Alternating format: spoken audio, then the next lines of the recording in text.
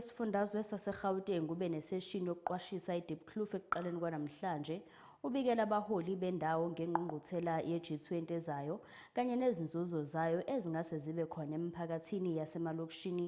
Lo mhlangano uyingxenye yochungechunge lwezingxoxo ezenzela ukuqinisekisa ukuthi abaholi bomphakathi bayaziswa ngokubaluleka kwengqungquthela ezobe eGoli ngoLwezi kuhlelelwe ezinye izikhathi emasontweni azayo njengoba isifundazwe sihlanganisa amalungiselelo kanye nokuxhumana. Uhulumeni wesifundazwe saseGoli uqhuba umkhankaso wokufundisa kabanzi ngengqungquthela yamazwe i-G20 ezobanjelwa kuleli ngenyanga kaLwezi. Lo mkhankaso uqale ngoLwesine endaweni yaseDiepkloof eSoweto nokuyilapho abaholi kanye nomphakathi becobelelane ngolwazi.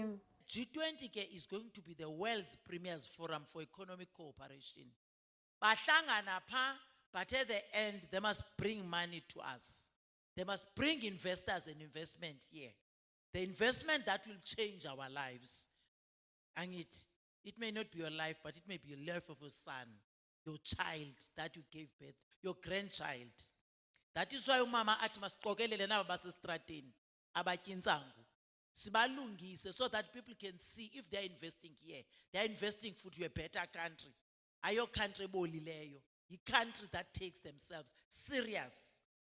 Then again, was saying then, for South Africa to host this prestigious platform in December 1st to November, it starts to November 2025 is a remarkable achievement because November to December because sizabe sishayina siniboniswa as Sowetans asiyeka ngalento yayeKapa because you are supposed to go to Cape Town.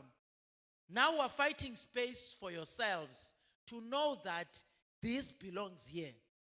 Osomabhizinisi kanye nabaholi bomphakathi bazwakalise ukuzizwa benganakiwe ezindaweni zasemalokishini nabathe kuba khona umnyakazo uma kunezinto ezifana nale ngqungquthela bese kuphela kanjalo.